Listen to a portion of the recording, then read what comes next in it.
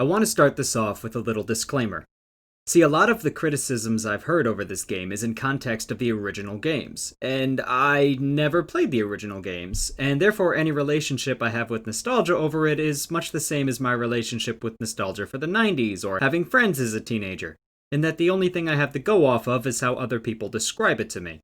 As such, I'm going into Tomb Raider with a clean slate, more or less. I did play Shadow of the Tomb Raider, and that's basically as far as my experience with Lara Croft goes.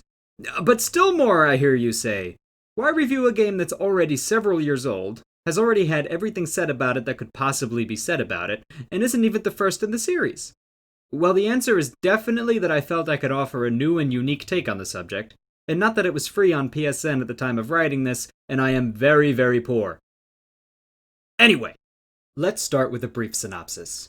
An intrepid adventurer searches an Asian mountain range on a quest for a mysterious MacGuffin that can bestow eternal life. On the way, they end up befriending a tribe of native people who help them find said MacGuffin, in return for help fighting off the evil secret society who wants the artifact for themselves. By the end, it turns out that the MacGuffin is not only protected by giant immortal soldiers, but is also just too powerful for humanity and has to be sealed away forever.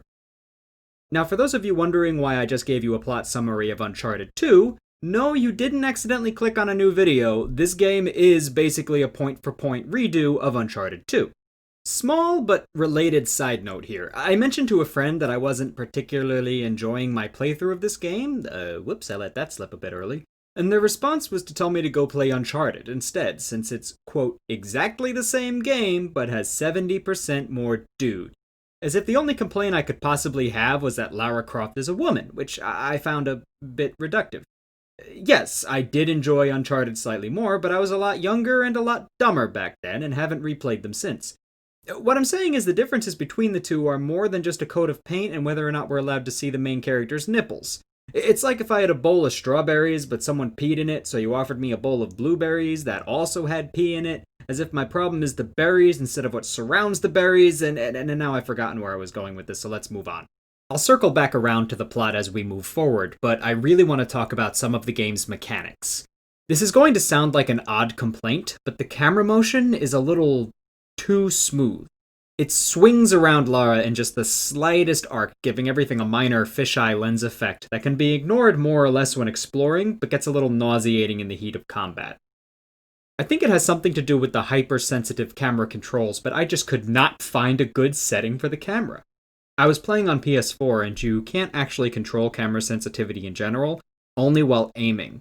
And either it wings around like a startled chihuahua at the slightest provocation, or it moves like a geriatric sloth with low battery. Obviously, this causes a lot of issues while aiming or attempting rapid platforming, which I'll get to in a minute. While I'm on the subject of movement, Lara's motion when traversing terrain looks oddly weightless. Her walking animation looks floaty, like she's on wires hanging a few centimeters above the ground rather than actually being a living, breathing, physical being in the space. Overall, climbing looked pretty good, and the swim animations are... that. Combat mechanics are, they're okay. They're not great, but not atrocious either. You can tank a decent amount of damage, and healing items are plentiful, which is good, because the bow is slow to draw, and trying to aim any other weapon is basically a gamble, since bullets always seem to hit slightly to one side of where you're actually aiming. Couple that with the fact that your own bullets are usually about as effective on most enemies as slinging harsh insults at them, and you have a recipe for some tedious firefights. Two words which should never be next to each other. Cover mechanics make themselves obsolete simply on merit of how many heavy armor enemies will bum rush you and flush you out anyway. My advice? Screw the cover system, and circle around the room pulling the trigger every time your crosshairs line up with something made of meat. I did this for almost every combat scenario, and as long as none of the enemies had heavy machine guns or shields, I made it out just fine every time. Things get a little more hectic when you have to platform during combat sequences. A lot of times, movement and controls are contextual, and although it's always fairly obvious what's supposed to happen with any given action or a button press, whether or not it actually happens seems to be in the capricious hands of fate. I lost count of the number of times I missed a jump or ran out of time on an objective because the jump button decided to phone it in that day, or Lara will glitch out into terrain halfway up a climb. Sometimes she'll just phase right through a wall, causing you to fall to your death. There's several instances where you'll miss a jump, die, then have to redo the jump only to find out that you actually are supposed to miss the jump, but you missed it in a way that wouldn't trigger the animation. I ran into a decent number of clipping issues, and the game just straight froze and crashed a couple of times, but other than that, I wouldn't call any of the technical issues game-breaking, just annoying. I just need to rest. Give me a moment.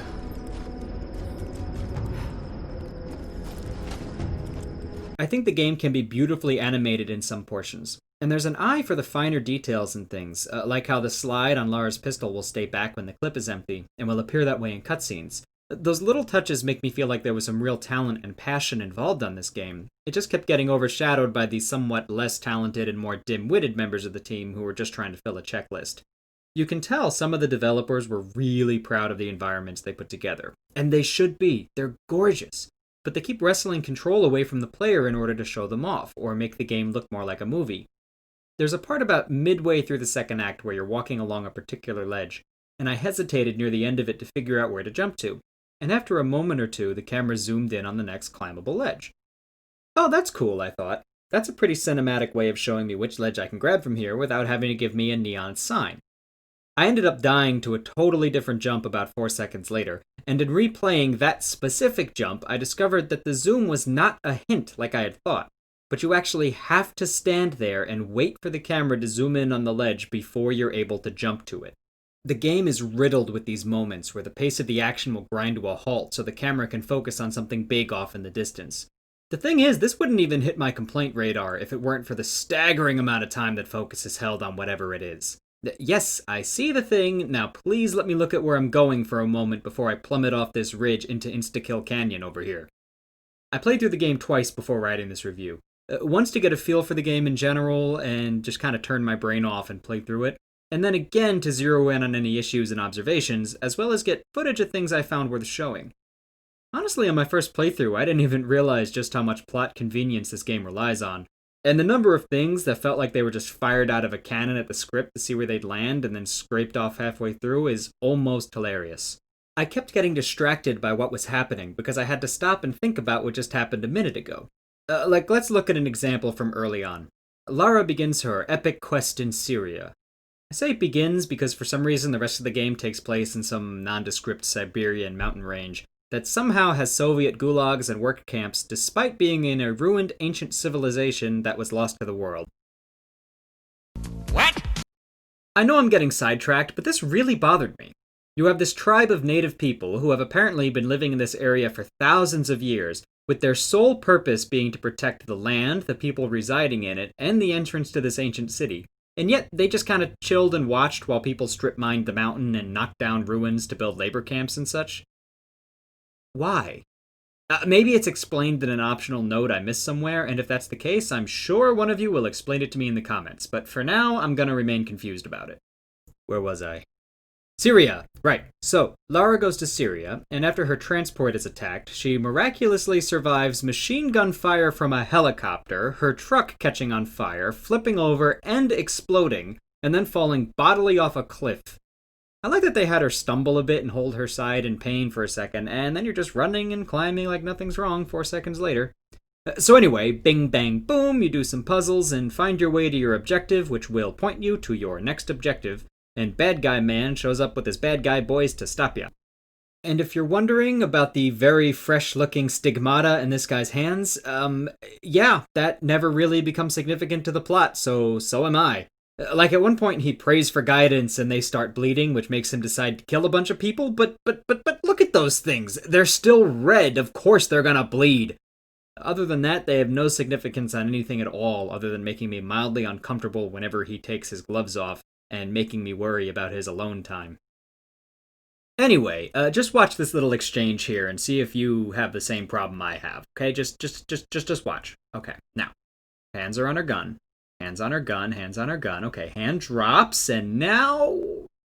How did she do that? I mean, this guy was looking right at her. So was he.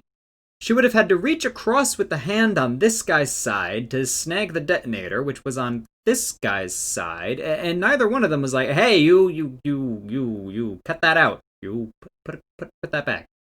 I mean, there's another 4 or 5 dudes up here, too. They could have done something. Hell, she hasn't even pushed the second button yet. They got plenty of time to get that back. Maybe I'm overthinking this, but I mean... We never returned to this location, by the way. And I didn't see any options for New Game Plus, so if you want to 100% the game, you better hope you didn't accidentally trigger that cinematic before getting all the collectibles. Plot holes and contrivances aside, the rest of the story is perfectly serviceable. It's extremely basic, and you can see just about every plot twist coming a mile away, to the point where I genuinely can't decide whether or not I should mark for spoilers, just because you could probably figure out the entire plot right now. I think my last major criticism of the story is that it plays it far too safe. You never get the feeling that anyone important is really in danger, Lara's frequent and gratuitously violent deaths notwithstanding, because everyone who's supposed to survive does, and everyone else doesn't. There's really only one death that surprised me, and I'm only guessing that he's dead based on the context. I'm just going to show you, because it's way funnier than explaining it, so spoilers, kind of, I guess. There's this bit in the beginning where they introduce a guy who tries to kill Lara, and there's a decent action scene between the two of them, but what I absolutely love is how it ends. Here, just watch. You can't stop us! You never see that guy again. So, everyone who talks about this game has already beaten the dead horse about the ridiculous level of violence in Lara's death animations, to the point where the horse came back to life just to beat itself back to death to end its misery, so I'm not going to talk about it too much, other than to say the number of times and the number of ways Lara gets impaled makes me extremely suspicious about some of the developers. Instead, I'm going to talk about some of the technical bugs, inconsistencies, and just general weird choices and oversights that plague this game. Now, all this time I've been referring to Miss Croft as Lara. But is that correct? Lara. Yes, but someone forgot to tell that to some of the voice actors. Lara. Lara! Lara. Lara. Now I get it, in real life people pronounce her name wrong, but this woman in particular is supposed to have known Lara for years, and even been in a romantic relationship with Lara's dad. You'd think she'd know how to pronounce her name. This is going to be a bit ironic coming from me, but the sound mixing and voice acting in general is extremely amateur, and where it really shows is the weapon foley. They just aren't satisfying to use. The AK farts out rounds with a noise like flipping through a deck of cards. The bolt-action rifle almost makes it by sounding at least on the level of, say, a pellet gun in a paper bag, but despite one-shotting low-level enemies, its ridiculously low clip size and long reload doesn't really make it worth it. Even the hand cannon sounds like you're just spitting marshmallows into a fan and doesn't really do the damage it deserves. The shotgun, despite making a noise like a screen door slamming in a strong wind, is by far my favorite weapon because you don't even have to be in the same zip code as your target to ruin their entire day. It's like if social media was a gun. Obviously, though, the star of the show is the bow. You can one-shot multiple enemies at once with your various special arrows. You can lock onto 3 enemies with standard arrows and take them all out at once. It's used in various traversal mechanics, and ammo can be recovered from enemies or crafted when you run low. It genuinely feels like they put all their eggs into the bow basket and then just gave you all the other weapons to keep you from getting bored. It didn't work. There are some other sound editing and mixing issues that throw me off. Some of these issues include dialogue lines that are cut too close together. It's as if I was hearing my father's words only now, for the first time. This empty truck's horn honking before it gets hit by this cart. Either that or it's just a poorly executed musical sting. The voice acting in general ranges from decent to subpar, especially when it comes to Lara Croft herself. I appreciate how difficult it is to be a voice actor, but she's just not good. Hannah! Oh God, I'm so sorry. What are you doing here? The up and down quality of her performance almost makes me feel like she would come in some days in a bad mood and just phone it in. She can be pretty good sometimes. Take this, in case we get separated. But others, not so much. I know. Which is a shame because I actually kind of like Lara. She's well-educated, outspoken, athletic, focused. In fact, she almost gets to be a full character. I think my biggest issue with Lara is that they really tried to make her well-rounded with flaws and motivations, but they never follow through with any of it. I've heard it argued that she's a passive protagonist who just reacts to what happens to her, and I disagree, but not by much. I was really interested in Lara's obsession with finding the main plot's artifacts to prove her dad wasn't crazy and get some form of closure on his death. I wanted to see how it would cause problems for her, maybe make her lose friends or something like that, but it really just doesn't. The worst part is that it's constantly foreshadowed that she's going to end up dead or causing someone she loves to end up dead. Don't go down this road. You know where it leads. I've lost too many friends. I don't want to lose you too. This is my path, and mine alone. You can't fill the emptiness inside you, Lara. I'm gonna find it. With or without you. And it just never happens. There's a sequence where one of Lara's longtime friends ends up in danger right as she learns the location of the artifact, and I was hoping to see the result of this obsession come to a head. Instead, someone else who she only just met a day or so earlier tells her to ignore the issue and go after the artifact, but she decides to pull a complete 180 right away and ignore her entire character motivation up to this point to go after her friend. I'm not a writer, I'm really not, but I sincerely would have liked to see this be a turning point for her, where her obsession with finding this thing causes her to make an awful decision. Have her leave her friend to his fate and go after the artifact just to end up losing both and having to confront how far this obsession has caused her to fall. Yeah, it would make her slightly unlikable, but that's the point. They just don't follow through on anything that humanizes Lara and gives her downfalls. I know. There's even a whole subplot where the obsession she has with finding this artifact is the same one that killed her father. Except, spoiler alert, it didn't. Her dad was murdered by this shadow organization for reasons that aren't even really made clear.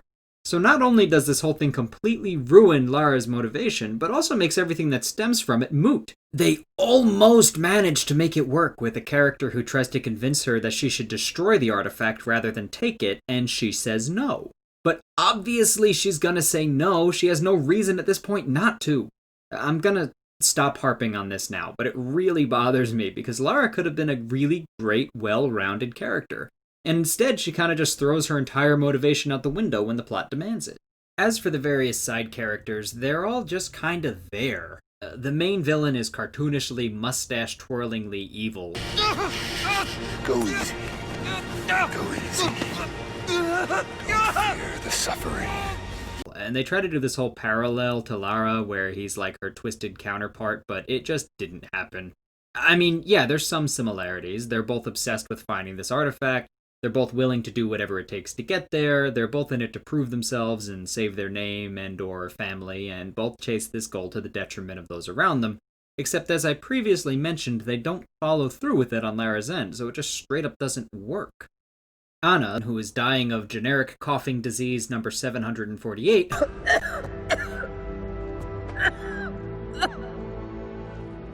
I'm fine. has some okay scenes, but I played through the game twice, and I still know next to nothing about her.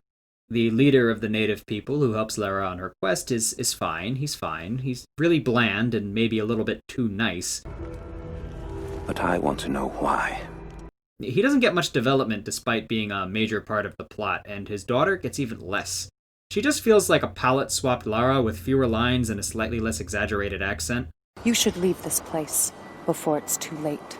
I like Jonah, Lara's friend from the first game. He was cool when he was there. He kind of vanishes off the face of the earth for a huge chunk of the game until he has to show up for the sole purpose of becoming a bit of character development for Lara. Don't come after me! His voice actor is probably one of the most competent of the cast, other than this one line. You look terrible. Terrible, but happy. But yeah, I'm convinced no one can make that not sound forced in the context of the other dialogue. I swear, though, they just kind of forget about him for the middle third and final quarter of the game. I wonder what happened to him. I hope he's okay. I'm sure he's fine. He's a protagonist, and if there's one thing this game dishes out in spades, it's plot armor. I know. I've heard a lot of people talk about Lara's death, but no one brings up her ridiculous survivability. Let's play a game of How Dead is Lara Now?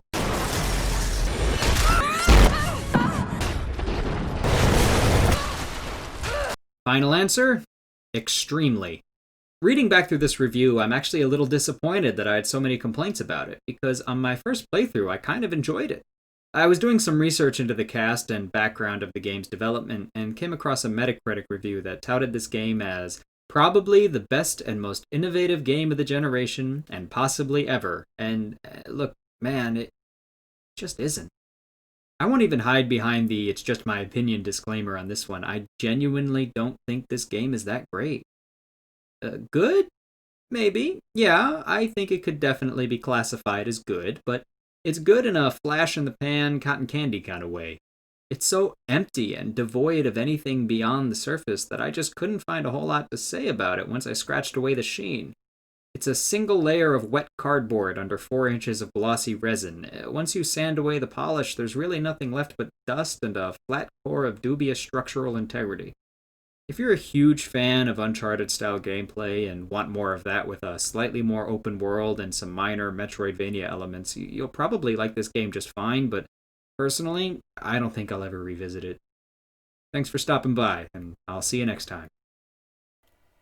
Hey there, me again. If you've made it this far into the video, first of all, thank you for watching. If you enjoyed it, drop a like, subscribe, and send me a comment, and, I'll be reading them and responding when I can. This video represents kind of a lot for me. I've never tried any of this before, and I kind of had to teach myself how to do each part of it as I went. I'd never really drawn much before. I'd never done digital art at all.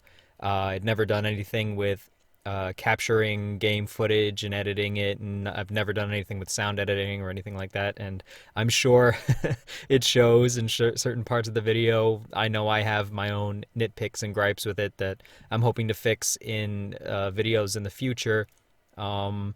But yeah, this video represents probably about a month and a half worth of work for me. I had to play through the game multiple times to make sure that I wasn't making any criticisms that I couldn't back up. And there actually were several parts that I cut out of my review because I went back through my footage and I could not find an example of something that I was complaining about in my footage. And so it didn't sit right with me to have that complaint in there if I couldn't prove it. And that's kind of how I want to move forward with things. Is I know I had my little nitpicks and my gripes for the sake of humor, but I do hope to go forward with maintaining that level of backing up what I say with actual footage that I capture that I can show you. So again, thank you so much. And if you have any advice for things I could do better, because I certainly need it, I appreciate that. And if you wouldn't mind following me in this journey, and thank you for watching. All the best. Bye-bye.